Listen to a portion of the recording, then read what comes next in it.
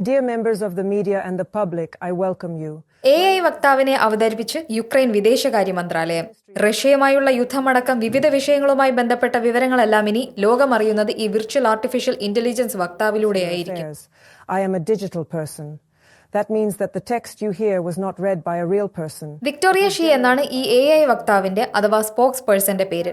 Ukrainian ഗായികയും ഇൻഫ്ലുവൻസറുമായ റൊസാലി നൊംബ്രയുടെ രൂപമാണ് ഈ AI അവതാറിന് നൽകിയിരിക്കുന്നത്. റൊസാലിയയുടെ സമ്മതത്തോടെയാണ് ശബ്ദവും രൂപവും വിക്ടോറിയ ഷീക്ക് നൽകിയതെന്ന് മന്ത്രാലയം വ്യക്തമാക്കി. വിദേശകാര്യ മന്ത്രാലയത്തിന്റെ ഔദ്യോഗിക വെബ്സൈറ്റിലും സോഷ്യൽ മീഡിയ അക്കൗണ്ടുകളിലുമാണ് വിക്ടോറിയ ഷീയുടെ പ്രതികരണങ്ങൾ ഉണ്ടാവുക. യുക്രൈനുമായി ബന്ധപ്പെട്ട വാർത്തകൾ മാധ്യമപ്രവർത്തകർക്ക് നൽകുക ഇനി വിക്ടോറിയ ഷീ ആയിരിക്കും. ഇതിന്റെ വ്യാജപതിപ്പ് നിർമ്മിക്കാതിരിക്കാനുള്ള മുൻകരുതലുകൾ അധികൃതർ സ്വീകരിച്ചിട്ടുണ്ടെന്നാണ് റിപ്പോർട്ടുകൾ. യുദ്ധകാലത്തെ പ്രവർത്തനങ്ങൾക്ക് ആവശ്യമായ സമയവും വിഭവങ്ങളും ലാഭിക്കുന്നതിനാണ് ഇങ്ങനെയൊരു നീക്കമെന്നാണ് വിവരം.